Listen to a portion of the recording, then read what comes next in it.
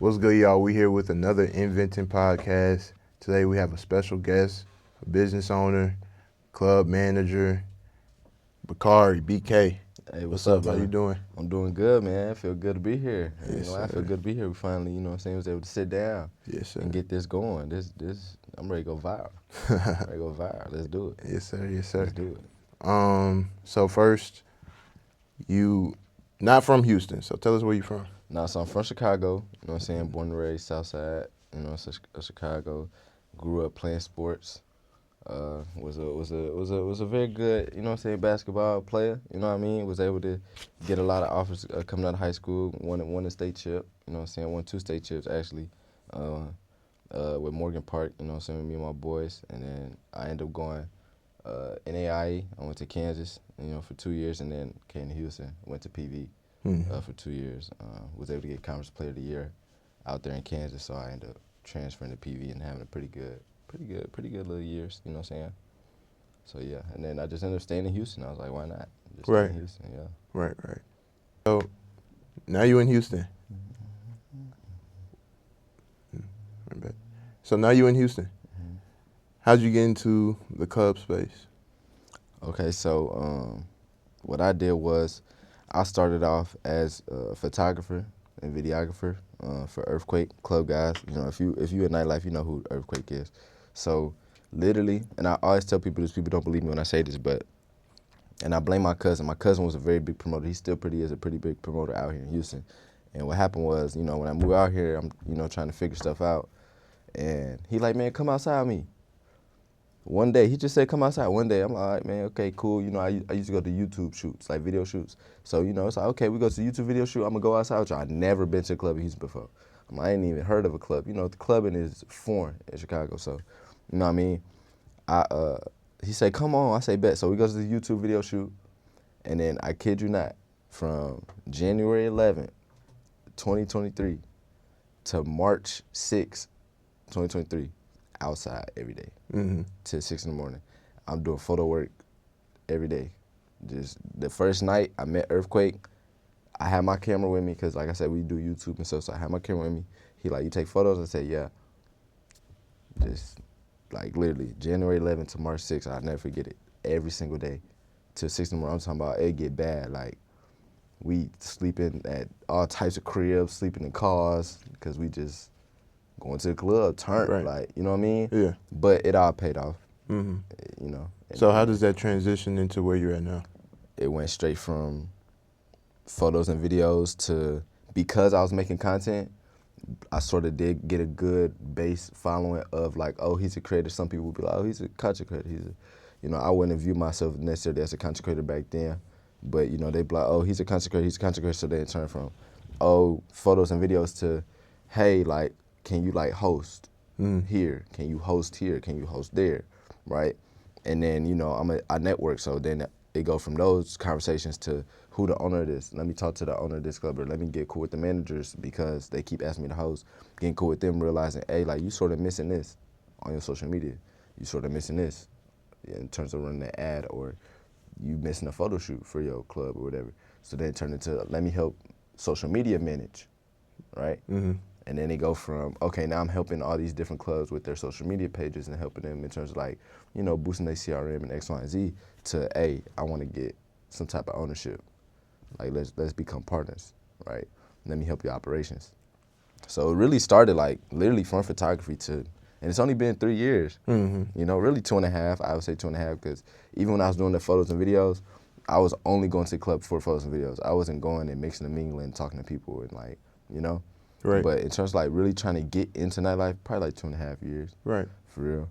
And then, came up with Napkin Wars, and then it was raps after that, I ain't gonna lie. Okay. After Napkin Wars started, it sorted. So explain to the viewers what Napkin Wars is. Napkin Wars, bro, Napkin Wars Napkin Wars is where we go to the club, where we have a good time, and in the last 30 minutes, we pass out napkins to everybody, and we do a countdown, and everybody throw the napkins in the air. And it go viral every time. It's a great time. Everybody that goes has a great time. I've never heard anybody complain about Napkin Wars. I feel like we have the best night.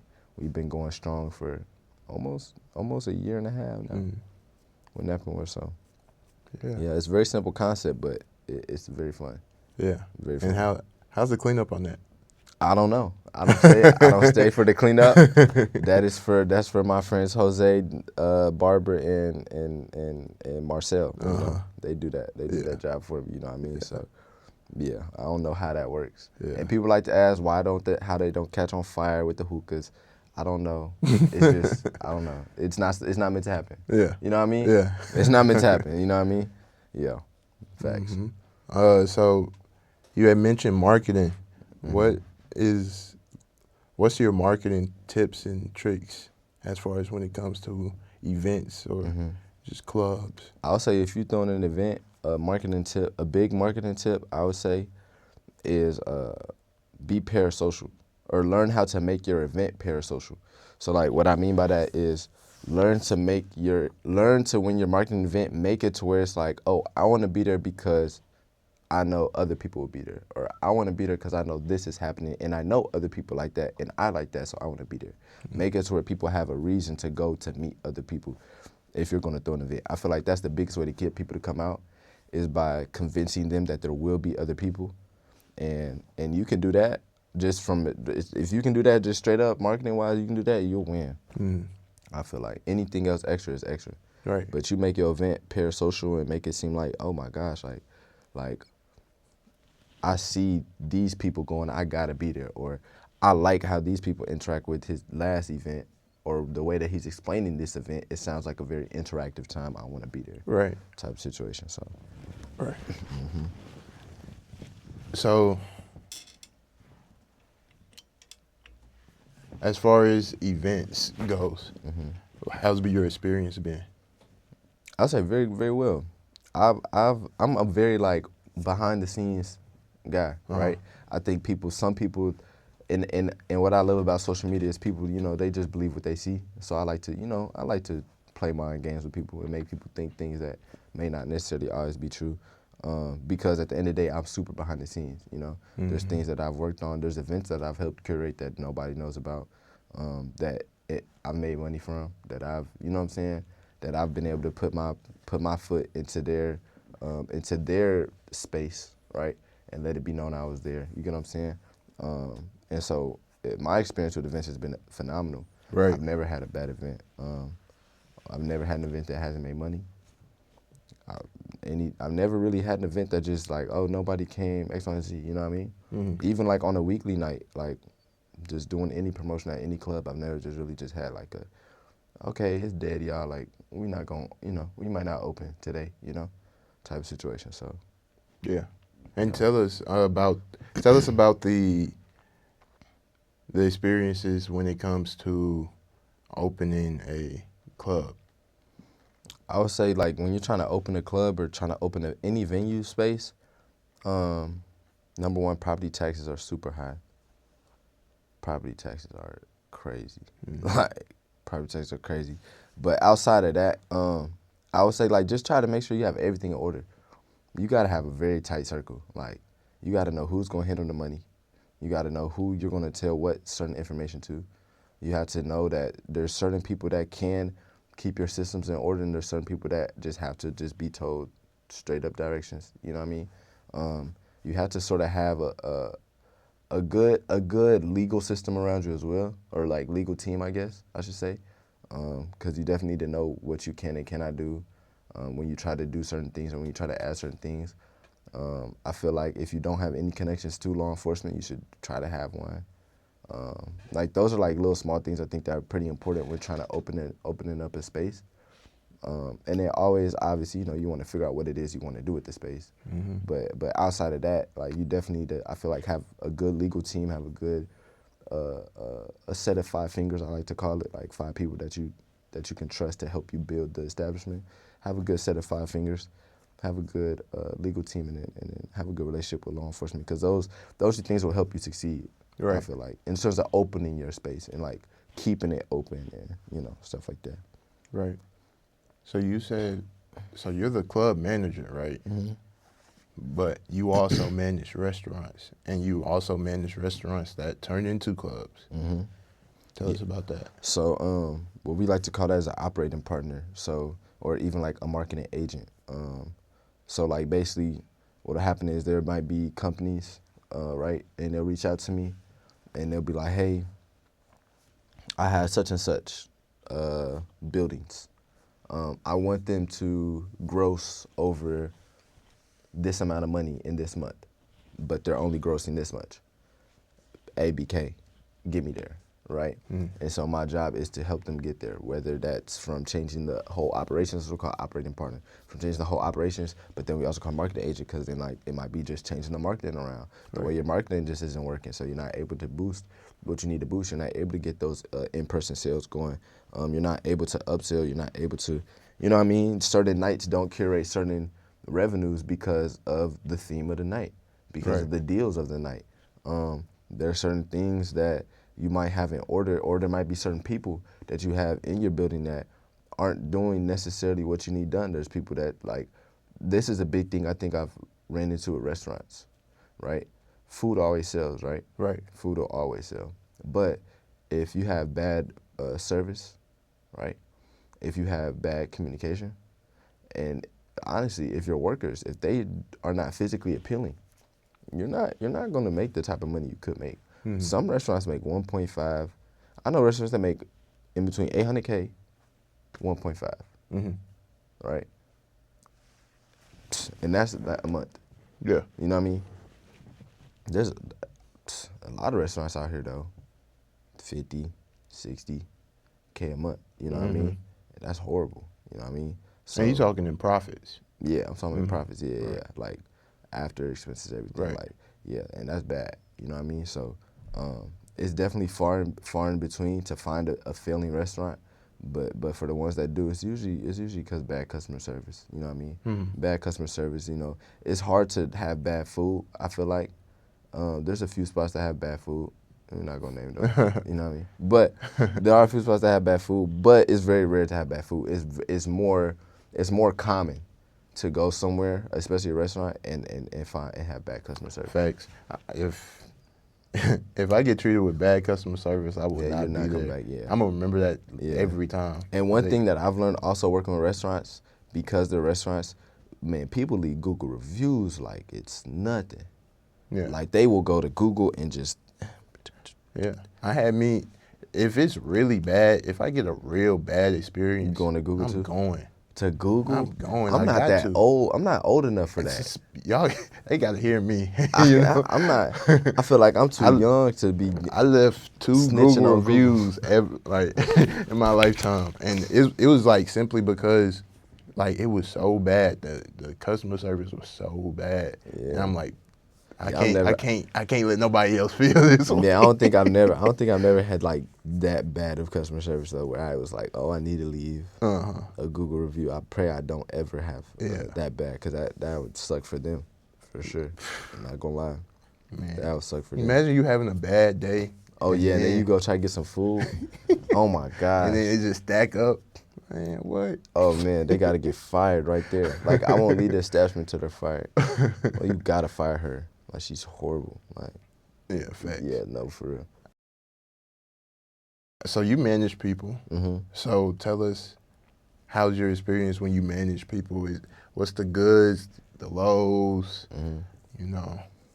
I feel like when managing people, especially like people with influence, like B-list celebrities and such, the problem is them understanding their worth. Honestly, I know. Like I'll just give an example. There was a very, very big streamer / artist, right, trying to come to Houston, and I was trying to get him booked at a club, and he wanted 8,000. 8,000 was a stretch, so I told him, man, maybe let's do like 6. So like let's do 6. Because you're obviously going to get free bottles. You know what I mean? You're going to get good service when you get there. You know what I mean? Like you're going to get treated well. So that's a fee that already costs. Right. But no club wanted to pay the 6. And I think that's just something I've run into with a bunch of different artists and a bunch of different clientele bases that I've worked with. And people is just like, they don't understand their worth. They're like, man, I want 5K, 6K, 7. And it's like, dude, they only trying to give you 1,000, if that. Right. If that. you know, because if I'm not gonna make it back, I'm not trying to give it to you. For most artists, right? Right. At least the artists that I work for and have worked for, it's like they just want to get paid to get paid. They're not trying to like really add the value, and you can't force nobody to want to add the value. You Right. know, if they don't want to add the value, if they just like, hey, because I'm coming to your club, I should get paid because of my name. Some people are deserving of that, but some people are not. Okay, so when you book celebrities, artists, influencers, how do you go about that situation? Just going through the management team, Mm-hmm. especially if they're big artists, just going through the management team, and then they tell me how much, and then they give. It either goes, so it goes this two ways. It either goes half up front, half when you arrive, or it'll go full up front, and we make it a full event where we can now sell tickets, Mm-hmm. and then everything we make will be the profit. Right. Right, type of situation. That's very rare. That only happens for like big artists like a Cardi B or like a Glorilla or something. Right. You know, we're like, hey, you want 25,000? Here go 25,000. But everything else we finna sell off of your name, image, and likeness is we keeping. Right. Type of situation. Yeah. Yeah. Have you ever had somebody like flake or not show up after paying that deposit? Nah, I don't think so. Nah. Nah, that'd be Nah, Well, I've had well, people flake. I've had people flake before getting paid. Okay. Like it was like, oh, like we promoted it. Like, oh, they're going to Okay. be here, Yeah. right? But we didn't pay them first, and they didn't show up. Mhm. Type of situation. But I've even had people come, get treated horribly, like had bad customer service, Mhm. and so they never like reached back out or like never like contacted me back. Like, hey, bro, I didn't appreciate. It was just a simple like ghost. Wow. Yeah, so I definitely have lost out on some big art. I'll actually give you, this might hit. I'll give you one big artist I missed out on Mhm. because of that. They came and got treated horribly. Key Glock. Wow. Key Glock, man. That all like them was my dogs. Yeah. Them was my dogs. I ain't gonna lie, but ever since that bad moment though, I ain't heard back from them boys. Wow. Yeah, they got treated horribly, bro. And it's like you can't control that though. Uh-huh. You know, that's something I can't control. I can't. Like, man, I think people be forgetting. Like, I ain't God out here. Right. They be right, thinking, hey, I'm finna come to your club, so I should be able to walk in free, not get talked to by anybody, and you know what I mean, and just walk in, sit down. I should get free everything because it's your club. Like, it don't work like that, man. Right. It just don't work like that. So the people that gave the bad customer service, They, how is I that handled? I don't know if they still working. Uh-huh. I would assume not because I haven't seen them around lately. But you know, that's hey, not my decision to make. Right. It's just something to add to tidbit is the fact that, you know, that's what happens. You know, you can lose out on key relationships Mhm. because of somebody else. You know, yeah. So when it comes to looking for investment properties, when it comes to venues or like club spots, restaurant spots, what do you look at? So first thing first, you talking about people established or non-established? Like a venue that's vacant or a venue that's like already up and going, I want to partner with them. Are you asking me what I look for now? Give us both. Okay. Start with non-established. You just see some property, empty space, and you like, maybe that could be something. So first thing I try to see is like location. Is it in a good location in Houston demographically wise for the demographic I'm trying to pull, which is obviously going to be urban people. So it's like, is it good demographically in terms of location? I think the next thing after that I'm always going to, you know, try to look at is space, square footage. Like, how much space is it? Like, what can be fit in there? You know. And then the last thing I would see is like the upscale in terms of like modeling it up. Mm-hmm. Like, what can I make it look like? If there's a vision that I have that I can't make it into, probably won't choose that spot. Mm-hmm. You know, because there's always certain looks. So certain venues give off certain vibes, and those vibes can turn into a look, and the look of the club breaks or makes it. So I mean, if you do it right, you know, it can be something, but you got to do it right though. Right. Yeah.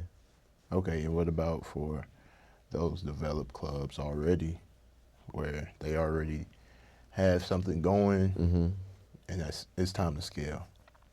So for the developed clubs, I would say the thing I look for is still number one, location, right? But then number two is like revenue. I want to know your numbers. I want to know how many people are coming in tonight. How much are you making on a Friday, a Saturday, a Sunday, right? What's your slow night? Why is it slow? You know what I mean? I want to know all those things. I think that's important. Those are the things that when I come in, if I can fix, I'm going to fix. But if there's nothing to fix, I'm going to still want to be there because that means you're being profitable. But I have to figure out where I fit in. You know, I feel like those are the like two biggest things though. It's just location and then revenue. Are you in a good spot and do you make enough money? Right. You know, or if you don't make enough money, how can I help you make the enough money that you need to make? Right. You know, type of situation. Yeah. Yeah, that makes sense. That makes sense. So tell us about now you're really going into just being a content creator too.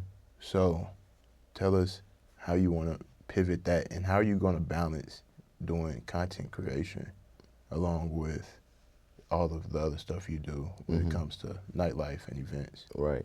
I don't know. I'm figure it out. Day by day. Yeah, brother. Yeah. I think I think people know people for different things. Right. Like I'm pretty sure you hoop.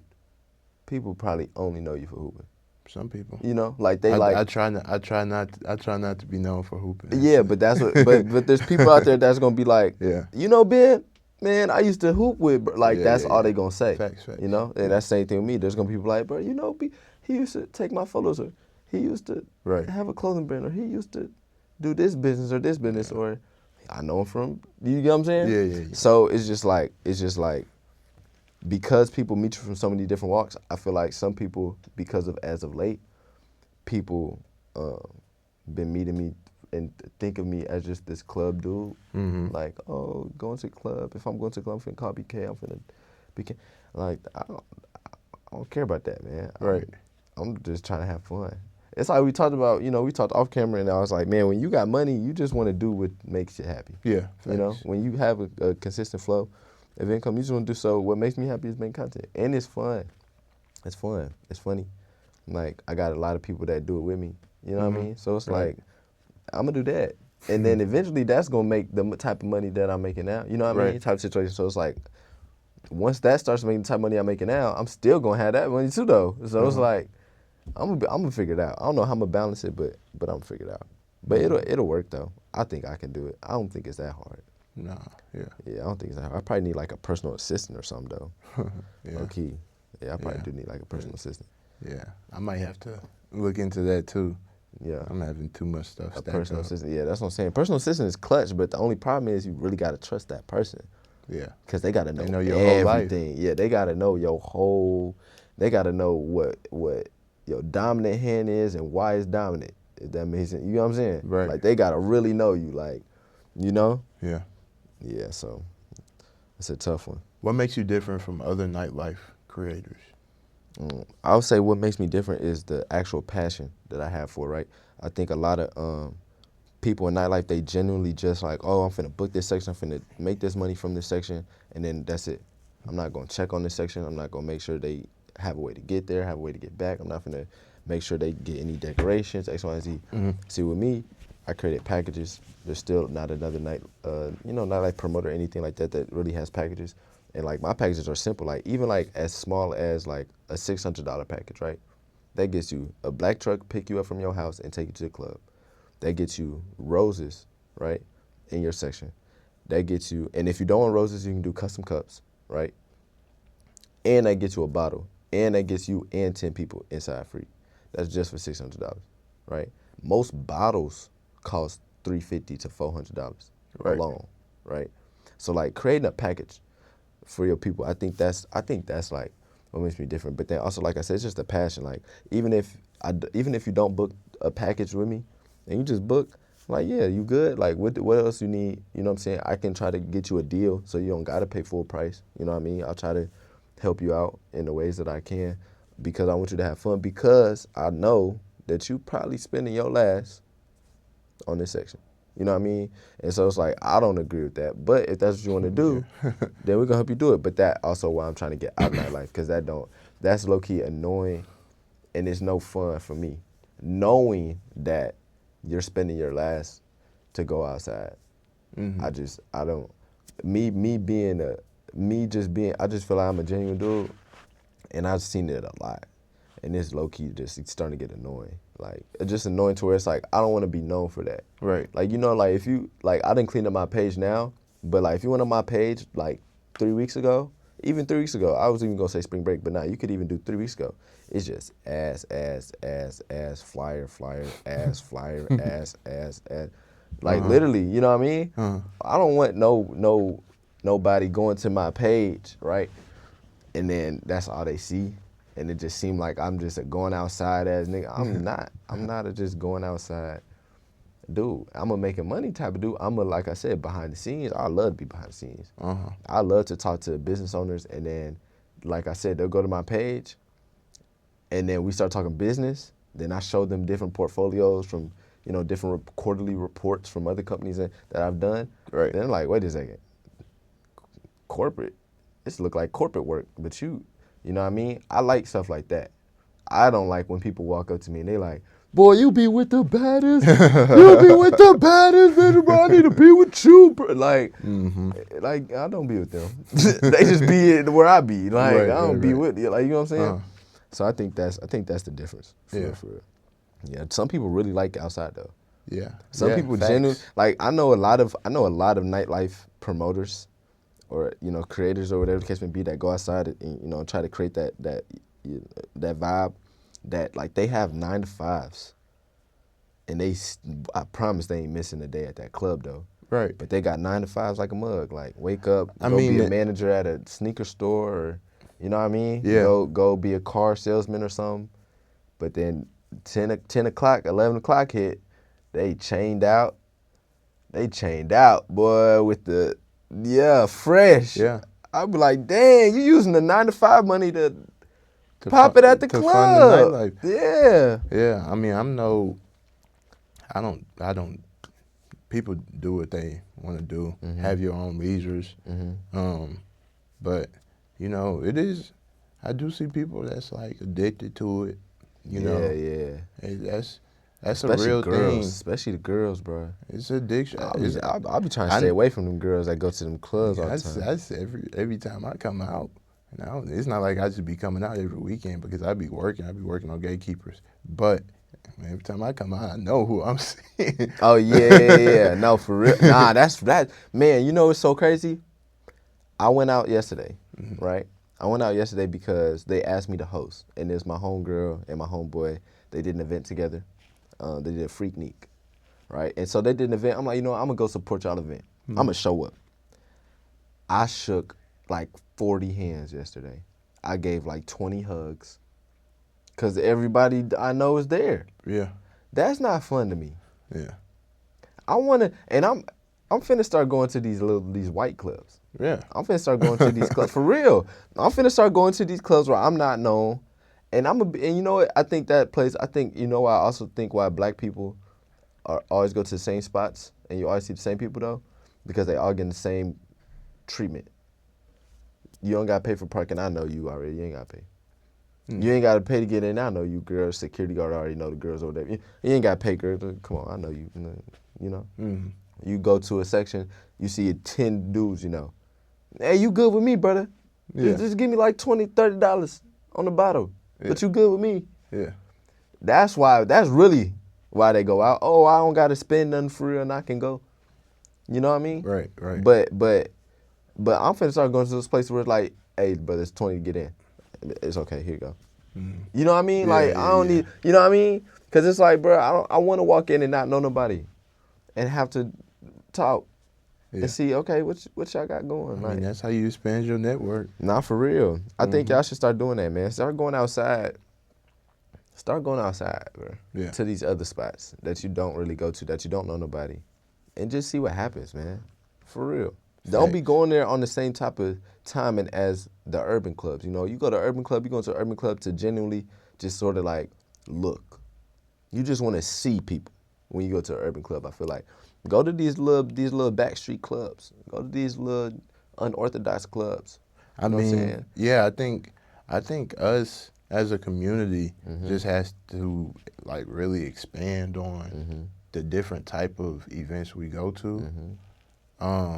And I mean, commendable to Houston. We are like expanding on that. I'm seeing all types of run clubs and fitness clubs and networking stuff. Do that. You did that before? Run club? Yeah. Yeah, I've done a run club. I'm trying to do a run club. I'm not a runner though, so. Oh yeah. I was there for one time, and then I met some good people, and that was great. But yeah. I think I want to try. It took me out the rest of the day. I don't be running. How long is the run? The run club I went to was like 3 miles. Boy, I did 3 miles. I ain't running no 3 miles. Hey, what? I hit my 3 miles, a little bit under 30. And that ain't bad though. 3 miles. Yeah, I mean, I was pushing. I was pushing myself though. That ain't bad for the average person. Right. Yeah. I was just pushing because I know a homie. He do like 6:30 per mile. And he do. Yeah. No, there's people that's doing. He do something called an Ironman. You know what that 22-minute miles. I mean, 22-minute 3 miles. Yeah. I think that's what I'm saying. I think he do like a 19 or 20-minute 3 mile. Yeah, that's crazy. But he training for something called the Ironman though. Yeah. Yeah, that's different. I'm trying hard. Yeah, that's try hard. Yeah, that's try hard. That's try hard, bro. Shout out Jacob though. Shout out Jacob Harvey though. That boy, he different though. He doing the 50 pull-ups into the 50 push-ups into the 3 mile, like no rest. I actually seen a video or like that cycling 3 miles or something. I seen that video. Yeah, it's insane. I be cycling though. I be getting on the bikes. I haven't got to my fitness, bro. Literally, I was just talking to this girl last night, cause I kept telling her getting in the gym. So she's like, man, you need to get in the gym with me. I'm like, yeah, I just don't think I've hit that part of my life yet. You know, where it's just like gym. You know, I think I hit it though. I feel like every man goes through that phase. I don't know a lot of men who haven't went through like a gym phase. You know? Right. I feel like every man goes through like I need to be in the gym phase, you know? And then it either lasts super long or it cuts short, you know? But everyone has that phase. I don't think I've hit that yet. Yeah. I think college basketball has worn me out. Yeah, I'm really trying to enjoy my non-working out time right now. Yeah, I started working out heavy probably my last year in school. And I never like got to the point to where I enjoy it. I don't enjoy working out because I don't enjoy lifting heavy stuff. Yeah, you definitely tear muscles. It's not my speed. But I actually do work out like probably like at least 4 times a week. Yeah. But it's not enjoyable. It's me forcing myself to be there. Like I'm like I gotta be like dragging myself to be there. Only like it's literally only discipline. I'm not motivated at all. That's what I need to build. I need to build some discipline with it though. I think that would keep me on track. If I build some discipline with it, I could rock out with that. Yeah, that's valid. That's valid for sure. What's some ways that you could go to a club and like not spend? Because you talked about people spending their last. Go to a club, go to an event, they serving alcohol, they serving hookah. Maybe you trying to treat a girl or something like that. What's some ways? As a dude. Yeah, as a dude. Girls could go in. Yeah, girls go into an I got event. some girls. They go a whole night, spend 20. Not even 20 max. You know what I mean? Right. That's for parking. That's probably for food. Yeah, that food. probably ain't even for parking. That's probably for food. Like, they'll pay for their own food for sure. They'll pay for their own food quick, but they ain't paying for that parking. Yeah, but for the fellas, when it comes to I need to go out. Okay, I want to go out, you know, but I'm not trying to spend too much. Not even because he may not have it. Not even because, you know, he just want to spend a little bit but have a good time. What's your trick? This finna sound crazy, y'all. Just go by yourself or go with a friend who's never been before. I'm just being honest. This free game for the fellas, for real. If you want to go out and you like, man, I really don't got nothing to spend, like I ain't got nothing. Find and you don't want to go by yourself. Find you a partner who don't go outside. Hey, brother, I ain't seen you in. Hey, gang, I ain't seen you in about 3 months, brother. Like, come on, let's go. Hey, my boy got a section. We finna. It's like $100. I swear that's it. It's just you tell him that he gon' bet. Come on, and then he gon' pop it. He gon' pop it with your partner, but you ain't put in nothing. I'm telling you, it's gonna work every time. I promise you. Yeah, it'll work every time. But if you don't want to be that, type of dude, I wouldn't recommend being that type of dude. But then just go by yourself. I feel like you go by yourself as a dude, and you know a decent amount of people. And you can go to a club that you normally go to, you'll get in free because you'll know security, or if you don't know security, you'll know somebody at the front because you go enough. So you'll know somebody at the front, they'll be like, oh, what's up? Woo, catching up, boom, go in. And then you'll find someone, if you're walking around just by yourself, someone, even the dudes, will stop you and be like, hey, brother, you good? You come with us. And 9 times out of 10, they're not going to be like, oh, yeah, come in our section, but spend money. Like, no, if they genuinely are asking you to come to their section, you probably ain't going to have to. You probably ain't going to spend nothing. But to get to that point, I feel like another tip is when you do go to the club, be nice to the people that you pass when you walking in. Be nice to security, whether they rude or not. Still be nice to security. What's your name? You good? Good seeing you. Even if you never seen them before. Every security guard will dap you up if you say, good seeing you. I've never seen it not happen. I promise. Just walk up to a security guard and be like, good seeing you again, bro. He'll be like, yep. Every time, I promise. But he gonna remember your face though. Do that every time, and then the door people, like, it's always usually a girl. Be nice. You look good today, or you look good tonight. You should be inside partying with us tonight. Like, be nice to those people, because then when you do come by yourself, or if you do start coming a lot, and they start remembering your face, I promise you'll always get in.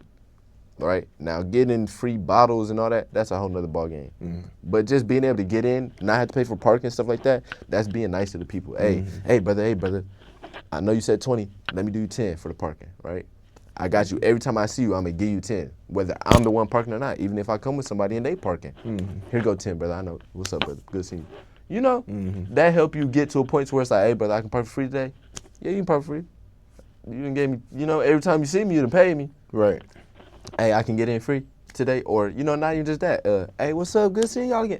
Hey, he good. Like, you know what I'm saying? Yeah. So it's about networking. It's just about being nice. Just be nice, because not everybody is nice. So I feel like you be nice to people, they not gonna take it for granted. They gonna love it. Right. Yeah, they gonna love it for sure. 100%. How much time we got? Oh, we actually it's 10:52.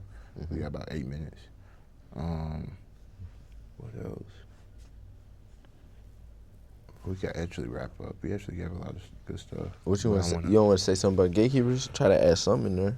Yeah. No, I actually did have some, but we had switch topics. Oh, for real? Yeah. No. Oh, my bad. No, you good. I forgot.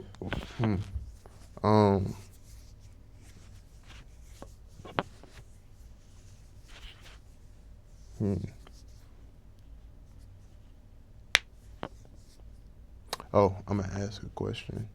It's gonna say, if somebody wants to get into doing events or something like that. Gatekeepers, bet. And then, well, you say your piece, like how you could get into, and then we gonna tie in gatekeepers. Bet. And then boom. Bet, I like that. All right, bet. So if somebody wants to get into events, how do they go about that? In terms of, curating your own event and stuff like that, I feel like, first things first is find the venue. You know what I mean? Find a venue. Find a platform that you can, outsource your venue. Outsource your event to. You know what I mean? To let people know, I'm throwing an event at this venue. You know what I mean? So find a platform to do that. Find the venue first. And then social media, man. Yeah. Networking. Yeah. Talk to the right people. Find a DJ. Find girls who can help you promote. Find social media influencers that can help you promote. Find maybe a similar event coordinated person, and create that little small team. Right. And that's how you can easily get into the event space, because then you can throw one event, have a decent event, and now you're forever looked at as an event coordinator or a party thrower or whatever. Because all you have to do is just have one event, one good event. And shout out to your platform. GateKeepers is the platform, I feel like, where you can easily do that. Mm-hmm. You find your venue, you put it on there, free at that.